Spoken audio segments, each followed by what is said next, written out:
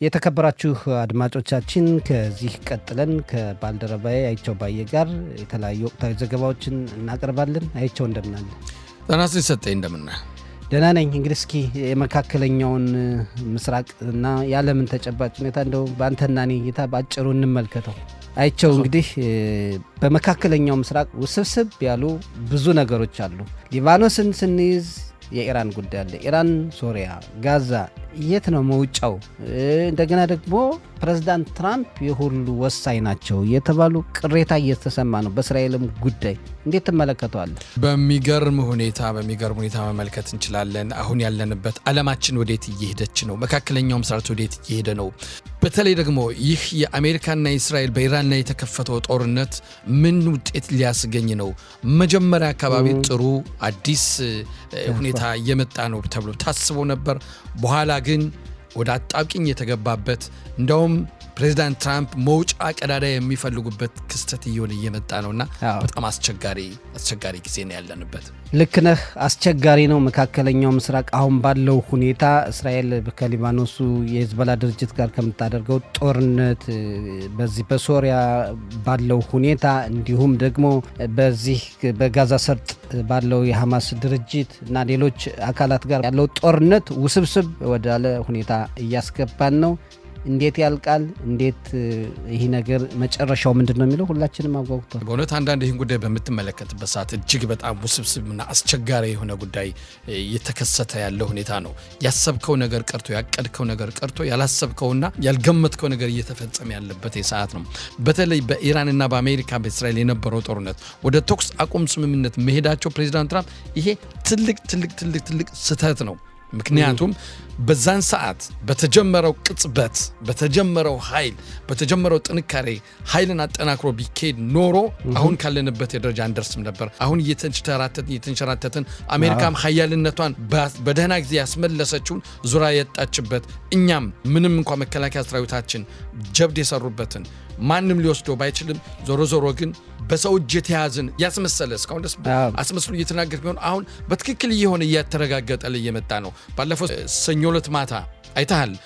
ጠቅላይ ሚኒስትር ቢንያሚን ኔታንያሁና የመከላከያ ሚኒስትር እስራኤል ካትዝ ዳህያና ቤይሩትን እንገባለን በማለት ዳህያ ውስጥ ያሉትን በደቡብ ሊባኖስ ማለት ነው የነሱን ልቀቁ ብለው ካስለቀቁ በኋላ ህዝቡ ተሞ ከለቀቀ በኋላ ማታው ላይ ፕሬዝዳንት ዶናልድ ትራምፕ ተኩስ አቁም ስምምነት ይሆናል ሁለተኛ እንደገና ያለንበት በተኩስ አቁም ስምምነት ላይ ሁለተኛ ዙር እንደገና በተኩስ አቁም ስምምነት ላይ ይሄ እኮ የሚያሳየው ምንድነው ሀገራችን በእውነት መንግስት እንደሌለ አድርጎ የሚያስመለክት ሁኔታና ትንሽ የሚያሳፍርና ሞራልንም የሚነካ ጉዳይ ተከሰተበት። ምናልባት እዚህ ላይ ፕሬዝዳንት ትራምፕ መውጫ ቀዳዳ የሚፈልጉ መስለው ይታያል ይመስለኛል። ብዙዎች እያሉም እንደሱ ነው።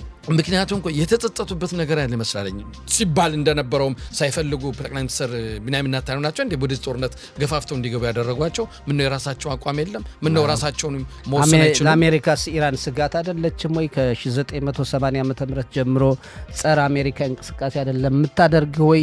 ብዙ ነገሮችን በአሜሪካና በኢራን መካከልም እኮ ብዙ ነገር አለ። አሁን ኢራኖች በዚህ አንዴ ተኩስ አቁም ስምምነት ተደርጓል። ፕሬዝዳንት ትራምፕ ሲያራዝሙት ኢራኖች የልብ ያገኙ ይመስለኛል። አሁንስ እያሉ ያለው ምንድነው? አሁን ድርድር አሜሪካ ከኛ ጋር የምታደርገው ወዳ ሳይሆን ባለን ጦር መሳሪያና ባለን አቋም ምክንያት ነው እንጂ ለኛ አዝነው ነበር እያሉ እንደተናገሩ ሰምተናልና ይሄ ማለት ድሮን አለን፣ ሚሳኤል አለን፣ የፈለግነውን በአሜሪካ ላይ በመካከለኛው ምስራቅ ማድረግ እንችላለን ያሉበት ሁኔታ አሜሪካም ብዙ የጦር ሰፈሮችን በዚህ አካባቢ ገንብታ እነዛንም ኢራን ያጠቃችበት ሁኔታ ሰምተናልና እንደው በአሁኑ ወቅት ወደ የት ነው ምንሄድ?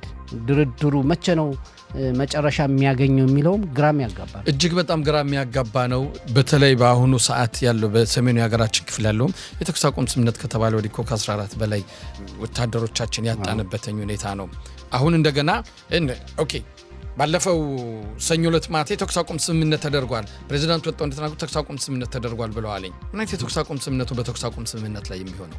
አንዱ ስምምነት ተግባራዊ ሲሆን እንዴት ሁለተኛው ስምምነት ላይ ተግባራዊ ሊሆን የሚችለው? እያየን ነው አይደለም?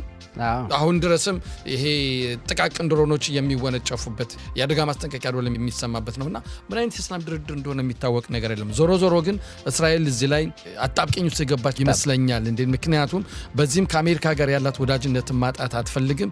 በሌላ በኩል ስታይ ደግሞ አሜሪካ በአሁኑ የምትመለከተው የሀገሯን የራሷን ጥቅም እንጂ በተለይ ፕሬዚዳንት ዶናልድ ትራምፕ አሁን በየ2 ዓመቱ በሀገራቸው የኮንግረስ ወይም የማሟያ የመማክርት አባላት የሚመረጥበት ምርጫ ሲሆን ከዛ አሁን ያላቸውን አብላጫ ማጣት አይፈልጉም።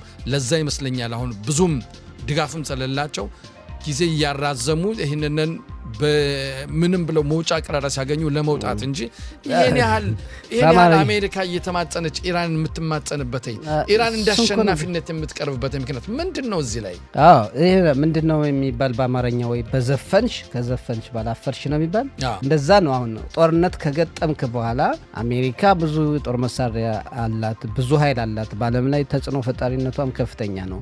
እስራኤል አስደናቂ የጦር ሁኔታዎችን አሳይታለች። በትክክል እስከ መጨረሻው ሄዶ ኢራን በቃኝ በቃ አስታርቁኝ እስከምትል መደብደብ ሲቻል 40 ቀን ጦርነት ቆየነ።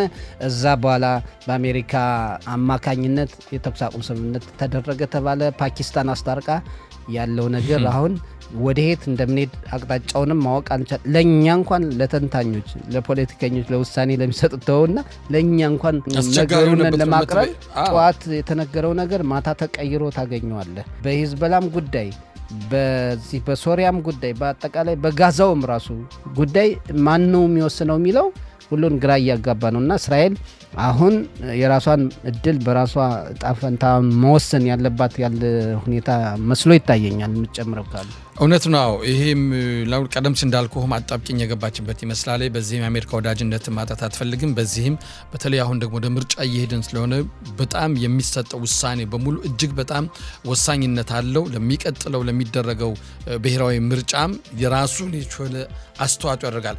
አሸናፊው ነህ መቅረብ፣ ኢራንን አንበርክከህ መቅረብ፣ ይህ ለጠቅላይ ሚኒስትሩ በጣም ትልቅና ለ30 ዓመት ያህል እንግዲህ በስልጣን ከመጡበት ጊዜ ጀምሮ እየተነገረ ያለው ሁሌም ይሄን አንግበው የሚሄዱትኝ ይሄን መሮር ግብ አድርሰው አሸናፊው ነው ቢቀርብ ኑሮ ማን እንደሳቸው። ግን ይሄ እንግዲህ በቀጣይ የሚታይ ይሆናል። ህዝቡ ገምግሞ ማን ጥሩ አይደለም የሚለው ዞሮ ግን መከላከያ ሰራዊታችን ያገኘውን ድል ማንም ሊወስደው ማንም ሊያደርገው የማይችል እዚህ ላይ ግን እኔ አሁን ኢራን ባለችበት ሁኔታ ከቀረች የአያቶላ አስተዳደር ስልጣኑን ይዞ የባሊስቲክ ሚሳይሎች ጉዳይ መፍትሄ ሳይገኝለት የኒውክሌሩ ጉዳይ መፍትሄ ሳይገኝለት በተንጠልጠል ከቀረ ሁኔታው ለእስራኤል በተለይ በመካከለኛው ምስራቅ ውስጥ እንዲያውም በጣም አስጊ ሁኔታ እንደሚመጣ ኢራንን ወደፊት ሊዳፈር የሚችል አካልም አይኖርም።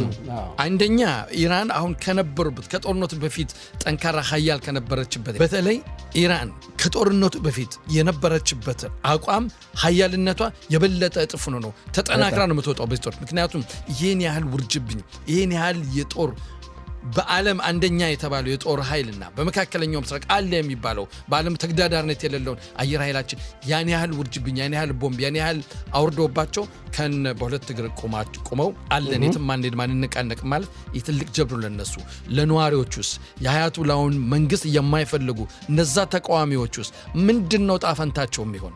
ነገ ማልዳስ ወጣው መብታችንን እናስከብር ብለው ወጣው ይናገራሉ። ማንን ነው የሚያምኑት? ፕሬዚዳንት ትራምፕ ምን ነበር ያሏቸው? ምን ነበር ሲሏቸው የነበር? ዛሬ ደረጃ አለን እና ይሄ በፍጹም በፍቶ ለአሜሪካም ቢሆን ለራሷ አሁን ይሄ ዞሮ በኢራንና በእስራኤል ያለው ጦርነት ይባል እንጂ ዞሮ ይሄ የዓለም ጦርነት ነው። ቻይና በጎኑና እየጠበቀች ነው። ራሻ በጎኑና እየጠበቀች ነው። ሰሜን ኮሪያ ጎኑና እየጠበቀች ነው። አሜሪካ አሁን በምታስገኘው ውጤት ለኋላው ትልቅ ተጽዕኖ አላት። የሷን ግመታ እይታ ነው። ይሄም የዓለም አስተዳዳሪ ነኝ የምትለው አሜሪካ እየነልሻ ትክክል። እንግዲህ ሊታሰብበት ይገባል። አሜሪካ ለራሷ ብላ ማሰብ አለባት። ብዙ ነገር አይቸው በጣም ነው እናመሰግን